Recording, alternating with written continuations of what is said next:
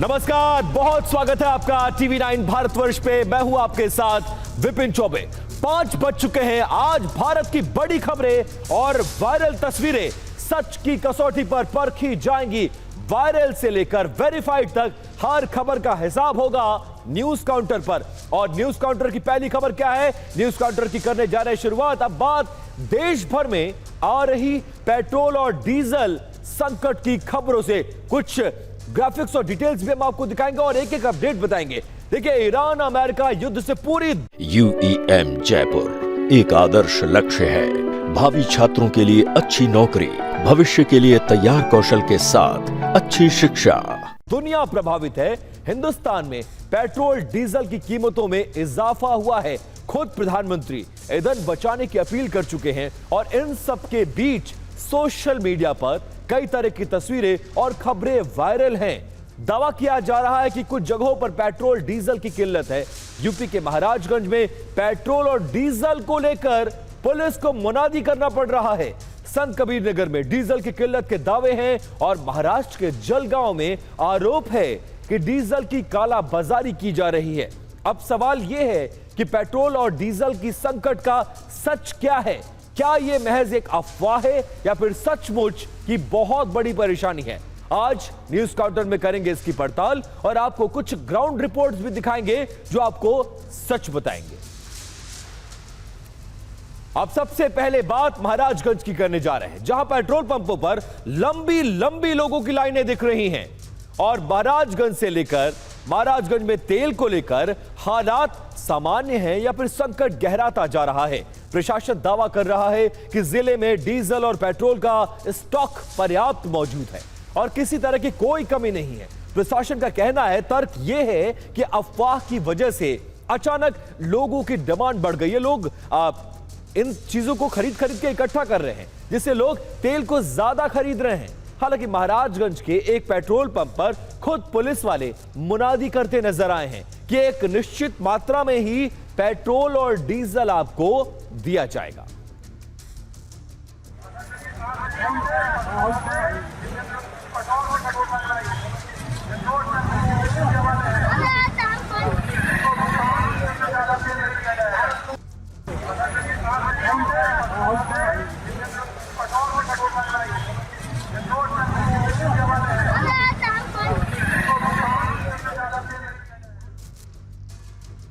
और महाराजगंज के बाद अब बात करने जा रहे हैं संत कबीर नगर का। संत कबीर नगर के एक पंप पर लिखा मिला है कि पेट्रोल और डीजल पर्याप्त नहीं है। यहां पर लोगों ने कहा है कि कई पेट्रोल पंपों पर डीजल पूरी तरह से खत्म हो गया है। दावा किया जा रहा है कि लोग कई पंपों के चक्कर काटने को मजबूर हैं। हालांकि जिला प्रशासन और आपूर्ति विभाग ऐसे आरोपों को सिरे से खारिज कर रहा है।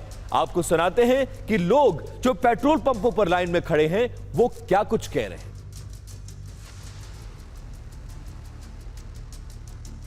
तो देखिए, लोग क्या बोल रहे हैं वो भी आपको बताएंगे। देखिए, यूपी में डीजल पर दंगल हो रहा है और महाराजगंज हो यूपी का, वहां 5 लीटर डीजल के लिए आधार और खतौनी का सत्यापन करके ही दिया जा रहा है, क्योंकि कुछ डिटेल से यह जानना बहुत जरूरी है। एसडीएम की निगरानी में किसानों की जांच का दावा किया जा रहा है। खेत की खतौनी यानी उसका कागज मांगा जा रहा है कि आपको खेत के लिए डीजल चाहिए, सिंचाई के लिए चाहिए, तब आपको डीजल दिया जाएगा। गैलन में डीजल देने पर प्रशासन बहुत ज्यादा सख्त है ताकि कालाबाजारी को और रोका जा सके। सुरक्षा तस्करी के नाम पर भी अभियान चलाया जा रहा है, क्योंकि बॉर्डर का इलाका है। प्रशासन के खिलाफ किसानों का अनोखा विरोध देखने को मिला है। पंपिंग सेट लेकर, यानी वो इंजन जिससे खेतों को सींचा जाता है, वो लेकर अब किसान पेट्रोल पंप पर पहुंच रहे हैं, ताकि आप ये जान लीजिए कि जो पेट्रोल और डीजल हम लोग ले रहे हैं, खरीद रहे हैं, वो दरअसल सिंचाई के लिए है। अब डीजल संकट का असर सिर्फ खेतों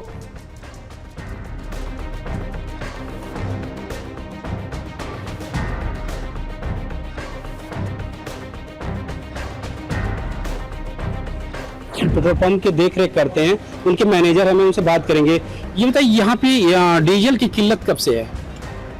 किल्लत तो काफी दिनों से 1.5 महीने से 2 महीने से है, लेकिन बीच में आता रहता है।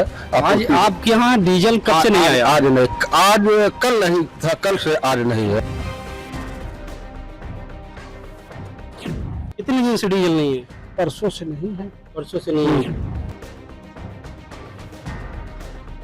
मिल रहे हैं, कभी कभार बंद रहता है, कभी कभार खुला रहता है।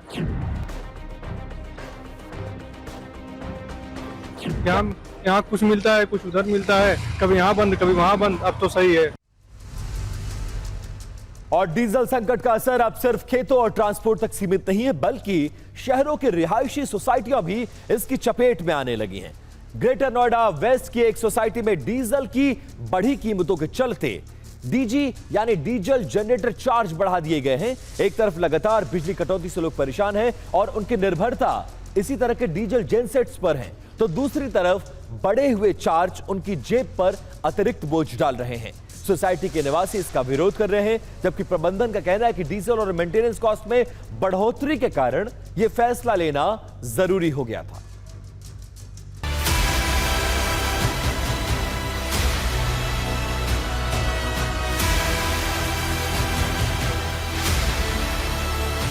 कि 6 रुपये 8 रुपये पर यूनिट अगर हमारा बिजली बिल बढ़ जाए, डीजी चार्जेस बढ़ जाए, तो हम कैसे सरवाइव करेंगे।